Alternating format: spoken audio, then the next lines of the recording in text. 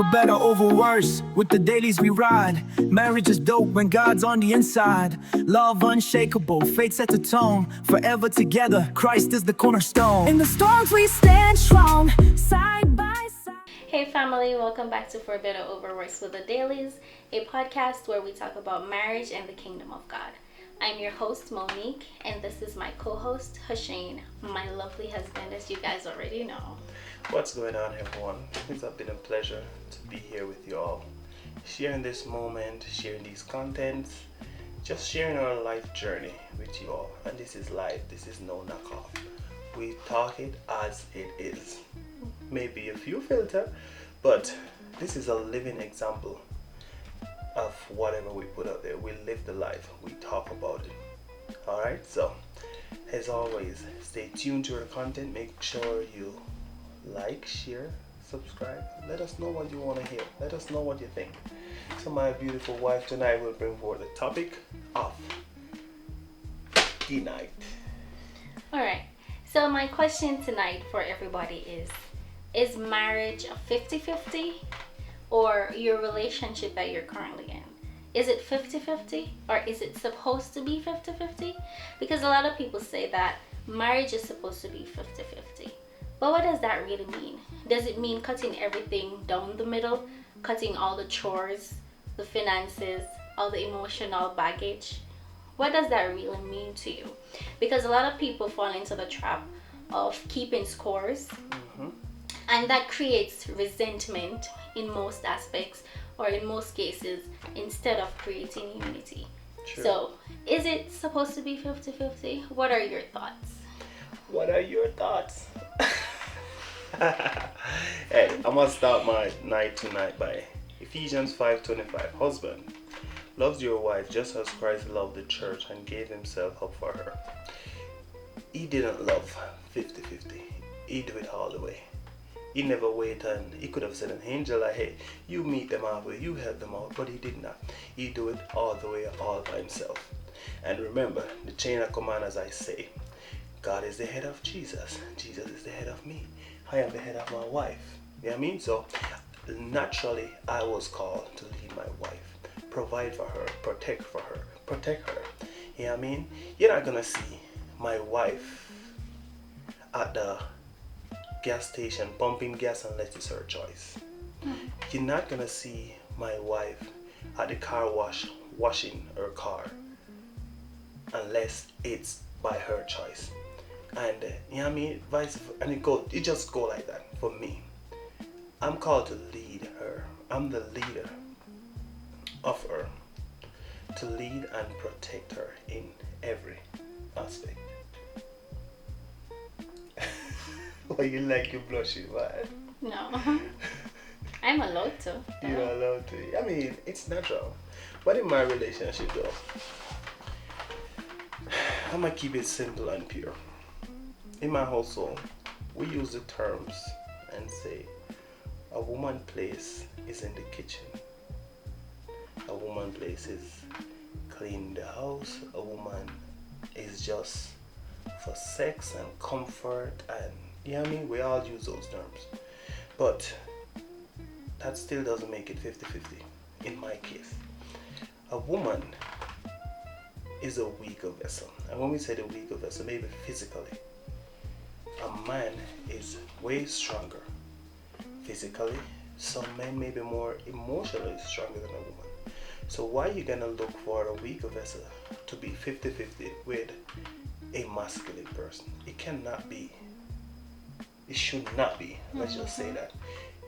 And I think, you know what I think? Because wash, cook, clean, those are major simple chores around the house. So I think society just assigned that duty to woman because it's so simple and it's so pure. But in our household, I think I wash more. I think I clean more. No, baby. No? You cook more. Oh, see, that's what I'm talking about. So we balance out each other. You know what I mean? In my relationship, we have no limit, and only limit we have in chores is like outdoor stuff and pulling and pushing stuff. I'm allowed to do all that. You know what I mean? So for me, there's no way our marriage is 50-50. Alright. That is true. I can attest to that. We both pull the weight. It's about who is able to do it at the given time. If one is not present, the other takes control. And vice versa. But I believe that a lot of people believe that marriage should be 50-50 because in their ears, in their understanding, it sounds fair. Like if each person is doing what is assigned in that particular relationship, nobody feels cheated. True. You're just giving 50, I'm giving 50, and that's point blank. But the problem is that life doesn't work in a perfect balance. If you demand 50-50 all the time, then you're going to be disappointed eventually. Most of the time. I have an example right here, which I can speak to regarding me and my husband. The example says if one spouse is sick, tired, or stressed, they may only have 20% to give that day. The other covers the 80%. That's partnership. It's not failure. And I can attest to that because many people would know that I'm a university student. I'm currently doing a bachelor's in health sciences. Emotionally and physically, that is so draining. So coming from work, working full-time and going to school full-time, it's a whole lot to handle.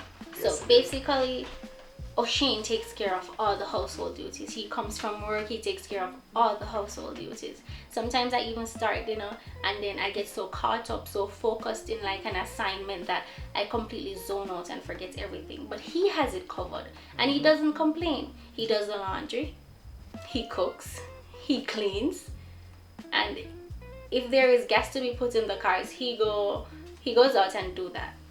So it's not something that he complains about. Whenever I find that the load is a bit lighter during the week, then I pick up the pace and I do what I'm supposed to do. But we just balance out each other. We don't complain. It's the same thing with our finances. Whenever we get paid, both of them go to the same account. Yeah. Just like this week. Exactly. This week I pull in my paycheck this week.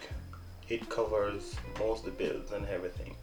And I literally, when she's like, hey baby, we got this, we got that, we got that, I'm like, hey, listen, take care of what needs to be taken care of. Because next week my pay is gonna be so small it can't do nothing. But her pay gonna come in perfect to balance it out. Exactly. And we don't look at it like, oh, it's no you, it's no me, it's about us. Exactly. The sacrifice we make is for our generation and for a better marriage.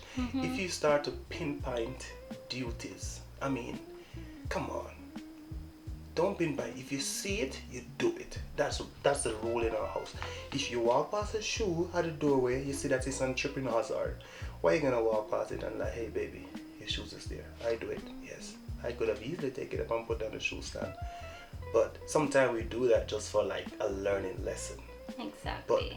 But most of the time I take it up, no complaint. I may be grumbling in my mind and say something in my mind or kiss my teeth, but what else to do? There's nothing more I can do more than just be mad at myself. Take it up, alright, get it done, do what you're supposed to do, because it's not about you. Once you get married, the you is totally out of the conversation. It's about us. It's no you, it's no I. It's about always us. Oh, what is best for us? You know what I mean? So we just got to be responsible and be reasonable. True. Because sometimes we as men, trust me, sometimes we as men, we set up our spouse for the prey. And when I use pray to pray, I'm like other male out there. Because, for example, I want to use something that is natural. The car wash, a self-wash. You go into the, not self-wash, self-wash. You go to the self-wash. She's there washing and the hose is stronger than her. And next man is just right over there like, oh, I know I can just go over. He been waiting for that moment just to get that one-on-one time with your spouse. You know what I mean?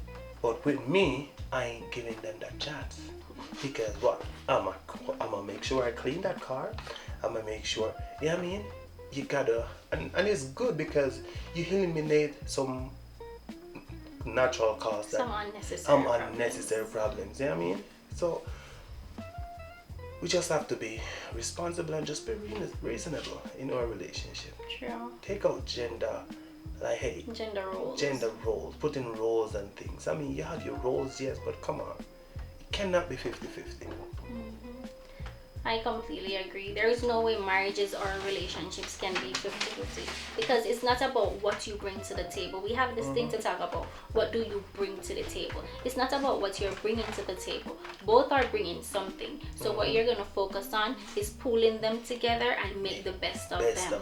Sometimes O'Shane is this, sometimes I'm this. We put it together and we make it work. Vice versa. Sometimes I'm this, O'Shane is this. We're going to make the best of it.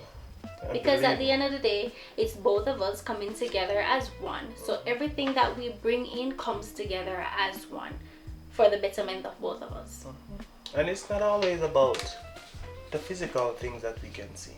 I'm gonna tell you this. Emotionally, sometimes as big, I'm a 230-pound guy right here.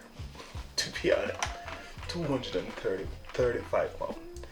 And sometimes I am just so weak and so weary, emotional drain. And she would just come home and she would like, hey baby. She would literally tuck me in on the machine. Into him. And she was like, hey baby, don't worry. I got this. She covered me up on the machine, if me feel it. She want to give me some medication or something. She would pour me a glass of wine and just say, go and go relax and just, I got this. And it's not like me literally sick, but emotionally I'm just drained, I'm just out of it. And it works both ways. Yeah, and that also shows genuine love. When you really love a person, you don't matter what they're bringing in. All you know that you're balancing each other out. Because just for example, just to show, many people would say this is a man's role. Sometimes my husband goes to work, he has to clock in at 6 a.m. So we wake up at 5 o'clock. I wake up and I make his breakfast while he's getting ready. And then sometimes I walk him all the way outside. You know, I'm going to come back up all by myself. We live on the 4th floor of an apartment complex. So I walk him outside and I stand there and I watch him to ensure that he goes to his vehicle safely. He makes it there safely. Hey, you know. Hold up. You know what she's protecting me from? The bear. The moose. Not only that. Yeah, I mean, just making sure that you get into your car safe so I can be at peace, you know. Yeah. So I do that, you know. As females, of course, I feel a bit lonely and scared when I'm supposed to walk back myself. Just like when I come back. I'm on the phone with you when you're walking back, so. Yeah, but you're not physically here in case something should happen. But it's just to show how selfless we can be sometimes. So I walk him there, make sure that he gets to his car safely, and then I come back and go to bed, get some more rest for work. And just to show how scared I am, when I come back in, I search the house to make sure that whenever I left, nobody came in because I didn't lock the door. You know, because it's early in the morning, it's dark. Anything is possible. So I'm just saying that to say that sometimes we have to be selfless in our relationships. It's not about what we bring to the table. It's not about being 50-50. It's just about being one. You know, God created us to be one as a married couple. So that's just what we're doing. And I can back that up with this Bible verse. I'm sorry if I'm running out of breath. This altitude and my asthma, they don't go hand in hand, but I'm doing my best. Ecclesiastes 4 verses 9 to 10 says, 2 are better than 1. If either of them falls down, one can help each other up. So true. And we have had our times of down times and up times. Because trust me, one thing we will never show. We will never show a weak side to the face outside. No one outside our door can ever see the weakness, the depression, the stress, the pressure we are going through. Because we make sure before we go through that door, we seal and rebuke and bind anything to show sign of weakness to the public. We try to keep our home together as much as possible. And I think that's the best way to go, because the devil is always up and rolling. Yeah, always lurking around. Always. But when you show the sign of weakness to people, maybe a friend, that's all they need. Just a friend for to say, yo, he's weak and vulnerable, and then it just blow out. So we always try to keep our relationship, our problems, and the stress of life together in our household. And I have another Bible verse I want to share. It's kind of Genesis 2, and we have been through this a few times. You'll hear a Genesis lot 2, of Bible 24. verses being repeated because guess what? It's no This joke. is law. Okay? So Genesis 2:24. That's why a man leave his father and his mother and unite with his wife as one flesh. And I must say this. At wedding we will have a giveaway father, right? As a child growing up, whether you're male or female, everything is about mommy and daddy. Mommy and daddy. Because you know mommy and daddy are not gonna fail you. They are your superhero. They're gonna come through for you no matter what. They're always gonna put out 100%. Why? It's not the way around. Like, hey, a child run up to mommy and like, hey mommy, can I get a sweetie? Why you don't like, no, that's a daddy question. Mom, give him the sweetie. Because what? It's always 100 for my child. They're always gonna get the best for my child. And it's the same way in marriage. That's why we have a giveaway father in marriage. The father come down and like, hey son, as much as I am the dad, I'm giving away my daughter to you, so you can further father her. She's now your She's responsibility. now your responsibility. And as I said before, you cannot be responsible for something or someone 50%. You gotta be all the way in everything you do. Amen If to she's that. not working, you better find a way to make the ends meet. If the light off, you better find a way to keep the light, or else you will be malfunctioning, because it's naturally by law and by nature for a husband to provide, protect, lead, nurture, direct, and just be there for our spouse, whether we like it or not. Not 50%. You got to go all the way, because that's why we were created first. Give dominion over everything on earth, and dominion, leadership, rulership, taking care of business. So don't sit back and wait for her. Not because my wife, she's not bringing nothing to the table. What is even this table? You know what I mean? Love doesn't bring forth condition. Love don't have a table. You love unconditionally. And if you love that woman, you wouldn't put no condition on it. Because you're not bringing in this, I'm not going to do that. Amen. You get what I'm saying? And I'm saying, all that he's saying is true, but we can flip the script a bit and say, put it vice versa. Because if my husband is down and he's not able to provide anything, say he's sick, he lost his job, something is happening, I'm not going to say this is my husband's responsibility. I'm going to make sure that everything is taken care of. So sometimes I can say it's going to be 100-0, 95-5%. It doesn't matter. Yep. All that matters is we're working in one accord. We're equally yoked, Yep. and we're making it work for our marriage. And I realize that when a lot of people say 50-50, they're mainly focusing on the finances. Yeah. But I have this note here that I want to read to you. It says, financial burden. Is it 50-50? This is where many couples get stuck. Who pays what? Should it be equal? No, it's never going to be equal. The truth is, finances should be shared responsibility. But in truth and reality, it's not always going to be equal in numbers. It's not. It's about contribution according to your ability. This is what I'm able to contribute because this is what I have. Because you cannot give what you don't have. Exactly. And the other spouse should understand that, like, hey, Exactly. that's what he have, that's what you should. Sometimes you don't have nothing financially or physically to give, but your heart is in everything you give. Exactly. You know what I mean? Make it work with what you have. You maybe don't have the money to provide the food, But if you bring in the food, mama, trust me, you're gonna eat the best dinner of your life.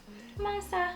Because he maybe not have the money to buy the food, but him have the time to prepare and put all the love in it, make it so, yeah, you get what I'm saying? Yes, and I'm going to be a bit vulnerable for a while if my husband will allow me. May I?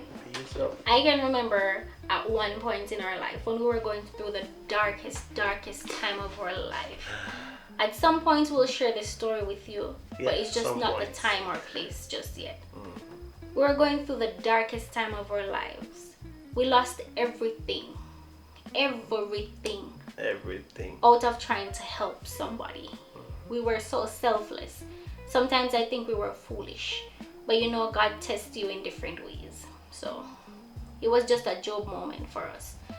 And I'm saying, we were going through it. We had nothing at all, not even food. And I remember days I would leave for work not knowing what I'm going to make for dinner for my husband. But I would come from work and my husband, like, he didn't have the capital to go and purchase something for us for dinner. But he made it his point of duty to provide in any way possible, honestly. And what he did, he went to the sea, because the sea was right behind our house at the time, and he caught fishes that you would think you would probably catch them at the river and put in a tank as your pet because they're small. They were so tiny, not even the size of a sprat. But what? He made it his point of duty to go out there and fetch and provide for us as a family. Fry them crisp. Sometimes we even steam them and one nice so. And I'm just saying that to say, he just always does his part, you know. I was at work wondering what's gonna happen. At that point I'm on zero, I'm on empty, energy saving mode, you know. And he's out there. I'm not even thinking about what I am going to eat. I'm thinking about what am I gonna provide for him to eat, you know, because he was a trainer at the time, working at the gym. So, you know, he uses a lot of energy. So I need to fuel that, make sure that he's up and running and able to perform. And while I was there worrying, he was out, you know, making ends meet. Yeah. I'm just a hustler by birth. And I appreciate that. And it's the small things. Yeah. It is a small thing. I appreciate you so much, baby. More than you even know. Like, only God knows. And I know that you know. And to be honest, I do appreciate her as much as she appreciates me. You know why? Because we continue pouring into each other all the times. All the time. You got to do not throw burden at your partner. Just try to make it be so smooth. You know what I mean? Try to understand each other as you go along. Do not like, hey, that's supposed to be your responsibility. That's supposed to be your. That's supposed to be your. That's supposed to be your. It's all your. No, it's never about you in a relationship. Once you both join force, it's about us. And I think that's the principle I have that made me such a great husband. Because it's never about me. You are a great husband. It's never about me, thank you. It's never about me. Trust me, suppose when I say, oh, me wash, me cook, and me clean. Nah, and the reason why me do all of that, me do all of that, fold clothes, me do everything, me do everything in the house. And I do all of that.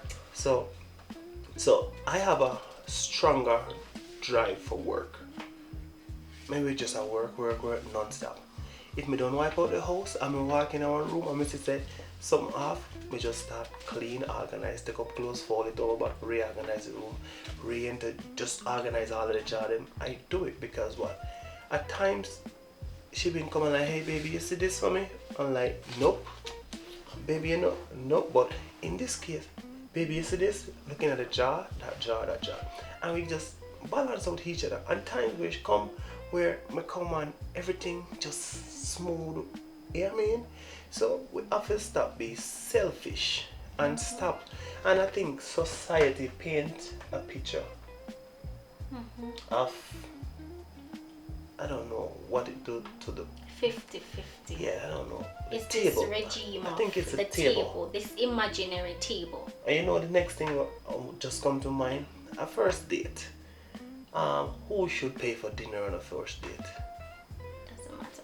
It doesn't matter who pay for the dinner. What matter is what happened over that dinner. That The should be the connection, the most bond. important thing.